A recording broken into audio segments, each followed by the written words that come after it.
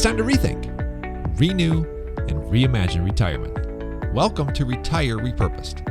This podcast is dedicated to help people transition into fulfilling and purposeful retirements. Retirement is a big life change. In fact, the two most dangerous years of a person's life are the year they were born and the year they retire. We believe that retirement is not the end, rather the beginning of what could be the most impactful season of a person's life. So don't retire, become repurposed. Well, I'm your host, Jared Sebest. I'm the co-founder of Retire Repurposed alongside Ben Tejas. Thank you so much for joining us today. Maybe you're listening to us on the radio. Maybe you found us online. Regardless, head over to iTunes, find our podcast, subscribe. Better yet, leave us a quick positive rating and review. If you just take a moment and do that, we would appreciate that so much. Now, this podcast is all about retirement, but it's not about money.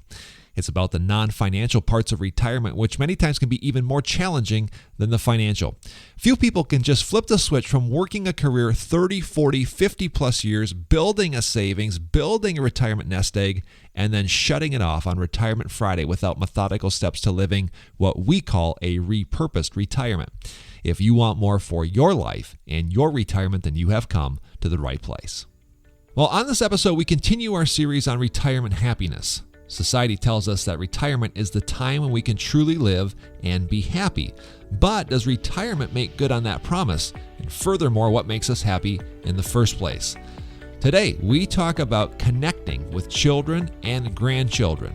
More times than not, spending more time with family is a major goal of a retiree. However, most of the time, retirees never consider if or how their children want them to plug in. In this podcast, Ben will tell you how to create mutual expectations with your adult children and ways you can partner with your children to have the greatest impact on your grandchildren. Enjoy this episode. All right, folks, welcome back to the show. We are so glad that you are joining us here today. We are continuing our series on retirement happiness, and we are going to talk about family and family connections. This is a really important show, man. Let me tell you something. If you have kids, probably adult kids and grandkids, this is a show that you are going to want to listen to. Before we get into today's show, I just want to remind you, we have our next online seminar coming up here shortly on Wednesday, June 28th at noon Central Time. It is called The Top 3 Retirement Lies, What They Are and How to Avoid Them. For nearly a century, retirement has been a flawed concept deeply rooted in lies which rarely get challenged or questioned. However, if you follow these lies, they can lead to massive missteps for a retiree. And while conventional retirement planning wisdom likely has good intentions, it may not deliver on creating the most fulfilling and rewarding retirement experience. Ben Tejas and myself will talk about these lies, again, coming up on June 28th, 12 noon Central Time. We're going to expose these lies and show you how you can avoid them. This is an online event, totally free, done on Zoom, but you have to register. And the way that you do that is by going to our website, retirerepurposed.com. Again, retirerepurposed.com. You'll see a link at the top of the page to, again, register for our next online event called Top 3 Retirement Lies, What They Are and How to Avoid Them. Ben Tejas joins me on the show here today. And again, I kind of joke, we're keeping with this series. I think we're probably 20 episodes deep, but we've had multiple mini-series within the series. We've talked about time, talent, treasure, but we're really diving into this relational side of retirement. And again, it's called retirement happiness. Retirement should be happy, and one way that people will find this joy and happiness is certainly through relationships. Yeah, Jared, we know we were created to live in community with others. And I think that's something that many retirees fail to notice, as just how important their workplace was with the people that they were in community with. Sometimes as people transition into retirement, they didn't fully understand just how important the relationships at work were. They don't understand how the relationships at home, how they're changing. All of that comes into you having a great retirement. It comes down to making sure you're not isolated, making sure you're staying in community, and then making the most out of every single relationship that you have. Yeah, absolutely. Every day, every relationship should be used. And again, that's why they are there. The last couple of episodes is when we've introduced this idea of your relational biosphere. You mentioned, we talked about the community side, how even though that you didn't maybe like your job, it did give you a sense of belonging. So having that community is certainly still a viable concept in retirement. Last week we talked about the friend zone. Just a real quick recap on that. I thought this was really interesting. We talked about that group between maybe 3 to 12 people deep, and that was kind of modeled off of the 12 disciples. But just a quick little nugget on that. What was maybe something that stuck out in your mind with last week's show? Well, I think it just starts with being fully aware of how important those relationships are, right? And I think there's always those what we called 2 a.m. friends last week. I mean, those are the few people that you're just super close. You can turn to with anything. But then there's people just outside of that circle that right. you're learning as you go how to relate with people. Part of that is getting empathy for people, having learning and caring for others, right? Sure. And if we're in isolation, and if we kind of lose the larger outside community, and then we start to lose our closer friends, we become isolated, our brain doesn't work as well when we don't listen to others. And we talked about Dr. Henry Cloud, some of his studies, some of the stuff he's worked on. There's some fascinating research on how important just caring for others, and that's in the Bible too, Jared. I mean, so many times we read a book and it's like, oh, this is really neat. And if you look back to God's word, I mean, so many times what authors today are doing, if they're good authors, they're reminding us right. things. They're not necessarily teaching us to do things, just reminding us of things that originally said there. So when you can think of others' needs and you can do that both in your community and then a little bit closer to home. Yeah. And today we're talking about even closer to home, like right within your family. Mm-hmm. That's really what it's about. Yeah, it was interesting as we talked about and recorded last week's show. I thought about my little circle of friends, and there's always kind of that core group of maybe 10 to 15, but then within the 10 to 15, there's that 2 or 3 that are, I would say, ultra close. And again, not that one is more important than the other, but again, these layers of relational biosphere is so important. And again, the importance of friends in retirement. Maybe don't think about that, but again, friends in retirement is just a really important concept. If you missed last week's show or any of the shows, please go back, listen to them, subscribe while you're on iTunes, but just so much good stuff. Again, we're a little biased here, but so much good stuff here in the last several weeks and months coming from Retiree Purpose platform. So today, we're going to continue with retirement happiness, and we're titling today's show, Connecting with Family. And this is where now the rubber's really going to meet the road with a lot of people listening. And I think a great way to start today's show, Ben, is to really just talk about what I think a lot of retirees would think is going to be their plan. This is how they're going to spend their life, and it revolves around family. Yeah, it does, Jared. I think many times, when you're coming into retirement, one thing you're going to have more of is time, right? We've talked about that. You've got to be intentional with your time. You've got to make good decisions with where you're spending your time. So one of the things you don't want to do is just pour out all this new time on those closest to you, because they may not have that same expectation. They might not have the time to spend. So I do have retirees that do say something like, right now my new phase of life is just to be a full-time grandparent. And while that can be the greatest of intentions, sometimes you just pour yourself heavy into that relationship right away. If not done properly, it can cause some real problems. Well, we love our parents, Ben. We would both attest. We love our parents. We love it when they come visit. We love their input. But, let's just play out the scenario here. What if they came to visit and basically kind of, quote unquote, maybe overstayed their welcome? All of a sudden, it's not so much fun having dad all around. So again, in your defense and in their defense, with great intentions, that can be kind of what it feels like, maybe to the adult child. Maybe they're getting a little bit too much of mom and dad. Have you seen that before? Yeah, I've seen that. Are you implying like in my own family? Are you going there? No, I don't. We could all relate we to can. that. I think it isn't even just. I think it's just such a surprise to people when they have more time, and it's just something that we want to be, mindful of with retirees. Is your kids will love having you around. Your grandkids especially will love having you around. But you just came through this major life change. They did not. And I think that's really the key there, is realizing that they did not go through the life change you did. So you have to recognize that their schedules all are still the same. There's a lot of stuff that's still the same with them. So again, and we'll cover that later, just how you add value, but I think that's really key. Absolutely. We're going to kind of have 2 parts of the show. We're going to talk more about those expectations and then get a little bit more tactical as to how you, what we would say, partner with your adult children and come alongside them. But let's talk about those expectations just a little bit, because again, I don't think we fully dissected this. Expectations, that's the key. They have to know it, and you have to know it. How do you go about that? What does that conversation sound like? How should a newly retired person or couple approach their adult children and have this kind of conversation? What should that sound like? Well, you have to communicate. We know that the best relationships only work with communication. With the best of intentions, you can really mess it up by not communicating. So, I think it starts with a recognition of roles. What is your role as a new grandparent? What is your, or not even a new grandparent, but as a retired grandparent? How are you looking at those grandchildren? How are you looking at your children? Sometimes I think one of the hardest things to do for a grandparent is to look from the outside and watch their adult children parent.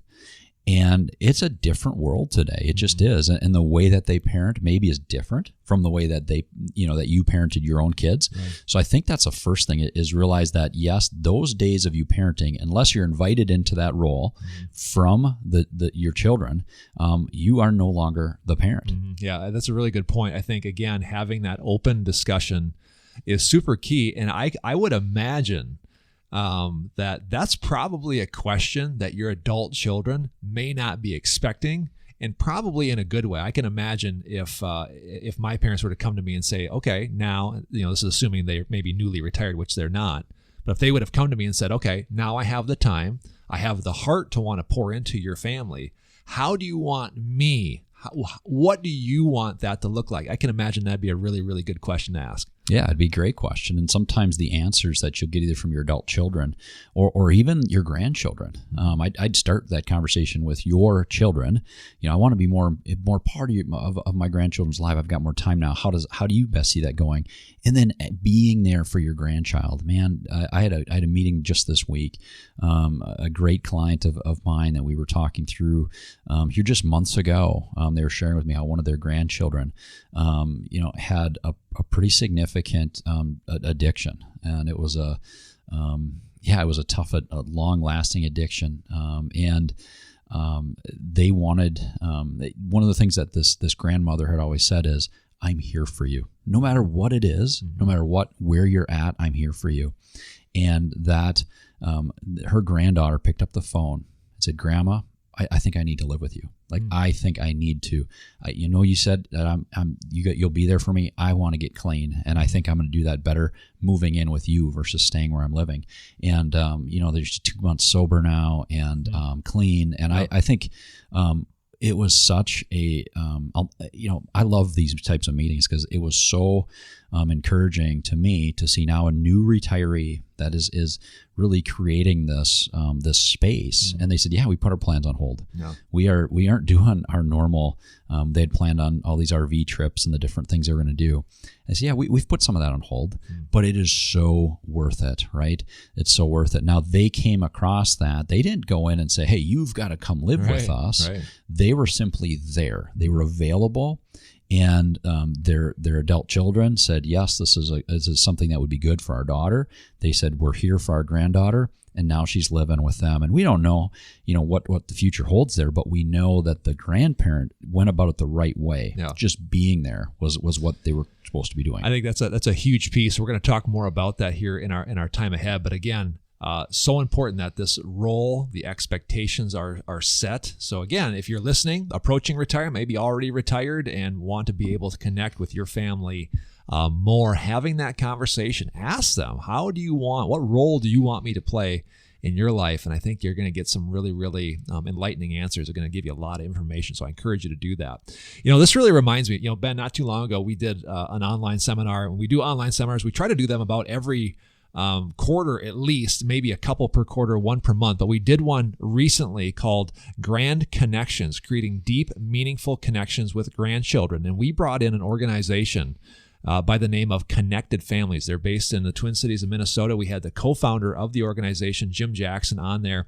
And one of the things that they talked about was exactly that, Ben. They have a structure that they use, and the bottom layer of that structure is just the need to feel safe. I want to hear more about that from your perspective. But just a reminder, if you're listening to this, all of our online seminars are all on YouTube. So if you go to youtube.com, find Tejas Financial Group, and look at the playlist, because all of our online seminars are there. I highly encourage you to go back and check out that webinar called Grand Connections. Again, that bottom layer, really one thing I got by interviewing Jim Jackson, he talked a lot about empathy, and you already talked about it.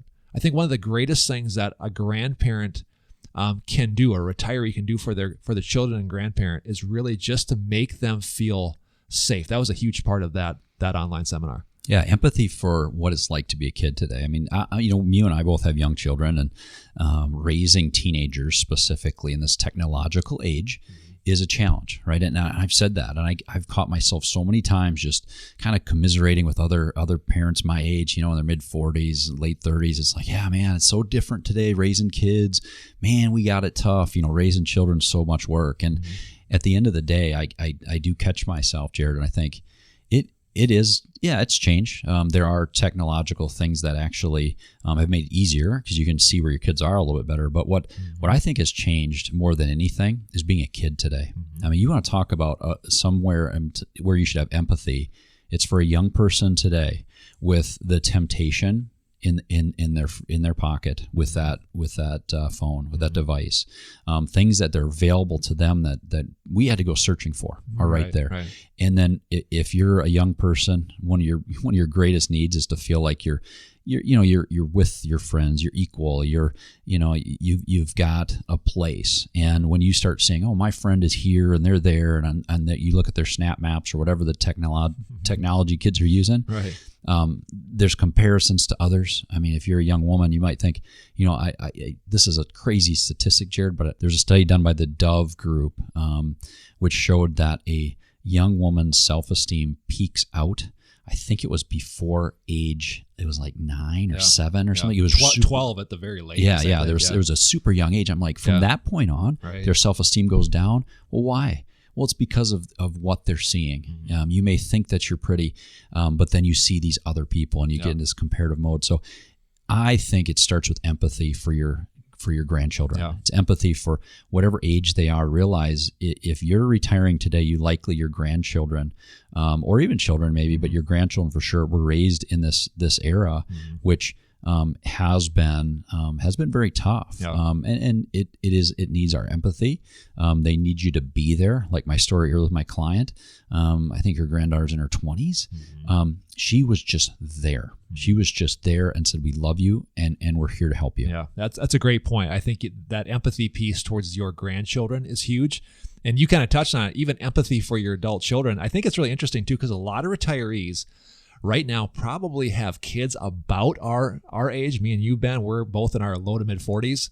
I'm a little older than you. But our upbringing was so drastically different. We were the last generation to turn adults before kind of the internet and phones took over. So we have kind of a childhood like our parents, but we've had an adulthood like what our kids are growing up. And I was just at a conference this last week, and yet again, I was reminded that, our generation, Ben, and certainly retirees, the Flintstones of like seeing somebody while you're talking to them on a device was like magic land, fairy tale land. To your grandchildren, that's all they know. That's their normal. They don't know the party line. You know what I'm saying? Like they don't understand landlines and the party line, which is even before us, Ben, if you don't know what that is. People listening know what the party line is. But again, having empathy, it's not the same world it was when you were a kid. And I think that is a key point. Yeah, very different. Just to point out, you said Flintstones. I think you meant Jetsons. Oh, it's the Jetsons. Now, there's a lot of, maybe some of our parents may still be thinking of the Flintstones with the guy that's pedaling the car with his feet. Yeah, sorry. But in the end, you're right. Some of the stuff that you wouldn't have ever imagined, right? We never imagined that this technology is there. Yeah.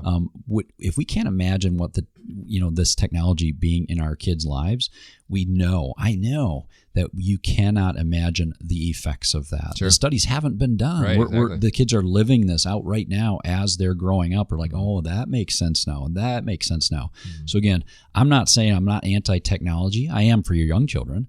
Mm-hmm. Even the makers of the apps won't let you do that. I think it should be older. I think it should be 16 years old probably. I mean, my kids are going to hear this and think you're crazy, Dad. But really, we know that being a kid today is very, very hard. Raising kids today is difficult, and each generation has their own challenges. This generation's challenge happens to be, how do we interact and safely with technology, and how do we make sure that as a grandparent, as a new retired grandparent, right, that we come alongside the kids, have empathy, and then again, it all starts with plugging into them, plugging into their life versus you trying to make them fit into yours. Let's talk about a little bit more tactical ways that grandparents or newly retired people can kind of do this. We've already mentioned the empathy piece. Maybe we take some notes from our latest seminar, Grand Connections. What should be kind of the first response when looking at your adult children and your grandchildren? Well, I kind of started with that idea of connecting to their story, right? I think that's important. Like, you look at where they're at today and figure out where potentially you can add value to them. So important. And I think, I'm going to make sure, because in case my parents are listening to this, sometimes when your adult children don't necessarily need your help, that means you did a phenomenal job raising them.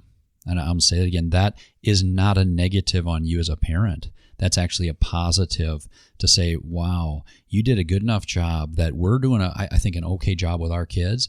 We love you, but we don't need that right now, and we need and space is okay. And when there is space, it doesn't necessarily mean there's anything wrong. It just means, hey, you're doing good in life, and that's why.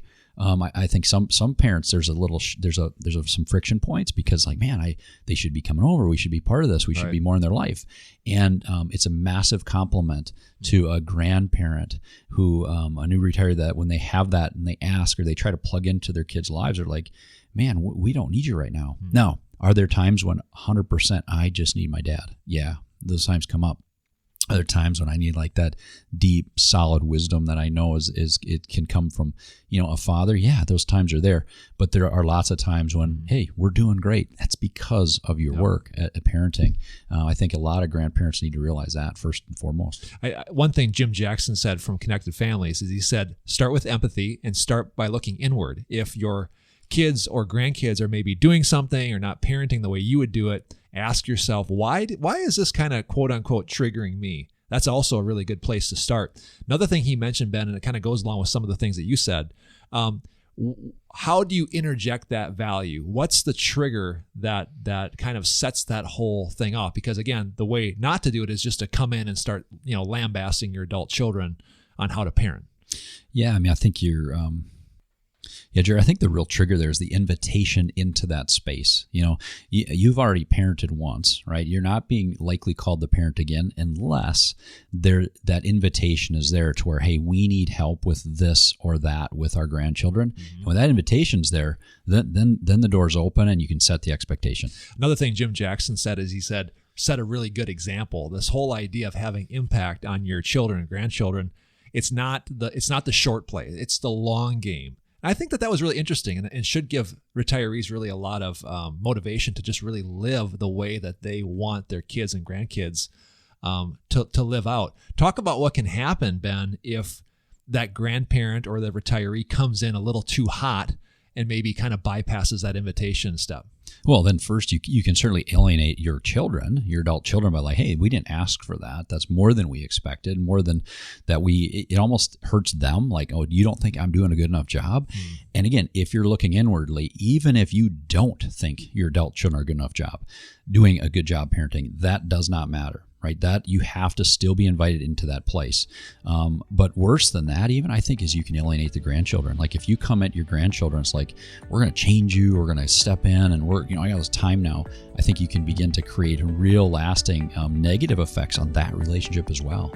As we wrap up, we've talked about a couple times throughout the show, but it has to start with their needs in mind. And that's relationships across the board, but especially this one. You make sure that you're coming at it from a posture of, what do my children need? What do my grandchildren need? And then make sure you adjust to that and just be who you are. And man, you can have some amazing relationships strengthened over time, because again, you've got more time now. And we just want to make sure that time is the best it can be. Well, I sure hope you enjoyed this conversation on how to connect with kids and grandkids. If you'd like more information, visit our website, retirerepurposed.com. Until next time, remember, don't retire, become repurposed. We'll see you then.